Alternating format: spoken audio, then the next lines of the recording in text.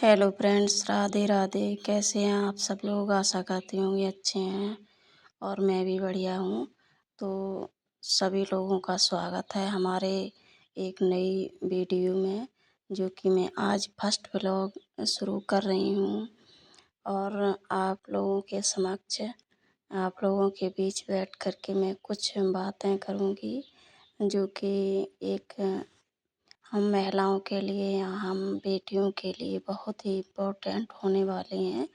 कृपया वीडियो में बने रहें और मैं देखना चाहूँगी कि आप लोग हमारा कितना सपोर्ट करते हैं। आप हमें चाहते हैं कि मैं भी सोशल मीडिया पर रह कर के और आप लोगों के बीच बातें शेयर कर सकूं, जो कि हमारी आप बीती हैं और ऐसे हम जैसी बहुत सी बहनें होंगी जो कि बहुत ही स्ट्रगल करने के बाद परेशानियां झेलती हैं और उनको ससुराल से भी ताने मिलते हैं, कुछ मायके से भी, क्योंकि शादी कहते हैं नहीं कि शादी के बाद बेटियों का मायका कोई घर नहीं होता है।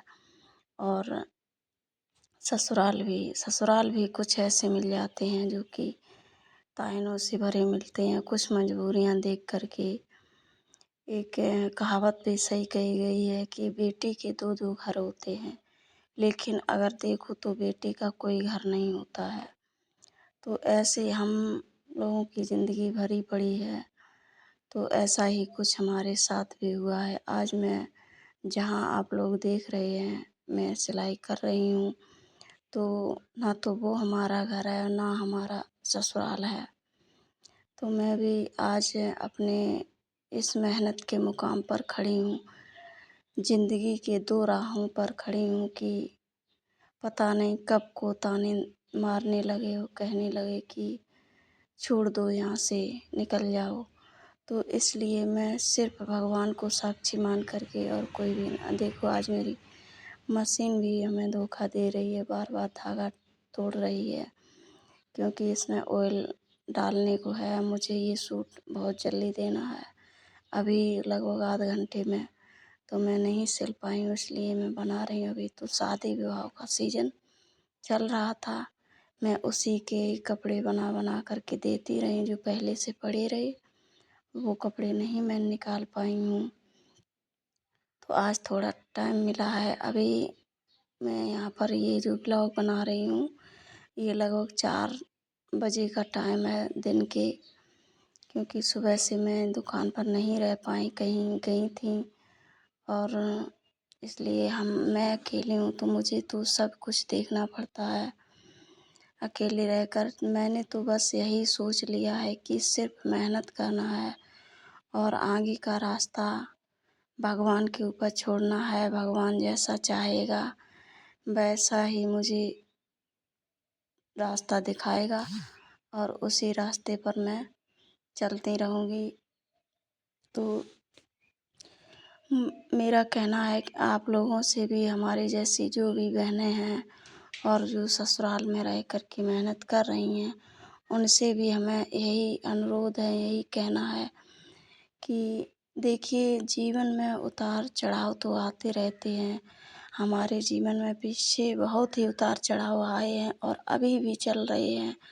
अभी भी हम स्ट्रगल के दो राहों पर हैं, मेहनत के दो राहों पर हैं कि अगर हम आज भी, मैं ये कहती हूँ कि आज भी मैं मेहनत करना छोड़ दूँ, यानी सिलाई करना छोड़ दूँ, तो शायद हमारी ज़िंदगी बहुत ही बदतर हो जाएगी जीने के लिए। तो मेरा तो यही कहना है कि रास्ते चाहे जैसे आ जाएं, चाहे जितने कठिन आ जाएं, जितने सरल आ जाएं, मुझे मेहनत इतनी ही करनी है और मैं करती रहूँगी। देखिए, हमारी जैसी बहुत सारी बहनें हैं जो कि ससुराल में रहकर भी कष्ट झेलती हूँ। हालांकि मैंने तो अपना रास्ता चुना है और सिर्फ मेहनत करना है। आगे मेरा भगवान ही मुझे रास्ता दिखाएगा, मैं उसी पर चलूँगी। और जो बहनें हमारे जैसी परेशान रहती हैं, उनसे मेरा यही कहना है कि देखिए, अपने कर्तव्य से ना हटिए। पीछे आप जितनी चाहो, जितनी आप में क्षमता है उतनी मेहनत करो, ससुराल में रहकर करती हैं तो वहाँ भी काम कीजिए, मतलब घर का काम कीजिए अपना, जितना आपके ऊपर छोड़ा गया है उतना कीजिए। फिर अपने पैरों से भी खड़े होना सीखिए। कुछ ना कुछ यही नहीं है कि पढ़ी लिखी महिलाएं ही कर सकती हैं, अनपढ़ महिलाएं भी कर सकती हैं। ऐसे ऐसे काम होते हैं, घर पर भी सिलाई सीख सकती हैं, सिलाई कर सकती हैं, किसी से सिलाई सीखें। आजकल तो हमारा यूट्यूब प्लेटफार्म इतना अच्छा बना हुआ है जो कि कहीं बाहर नहीं निकलती हैं तो घर पर भी सीख सकती हैं। तो देखिए बहुत सारे काम होते हैं, कढ़ाई बुनाई सिलाई के। तो अपने पैरों पर खड़ा होना सीखिए और किसी की सहारे मत जिए।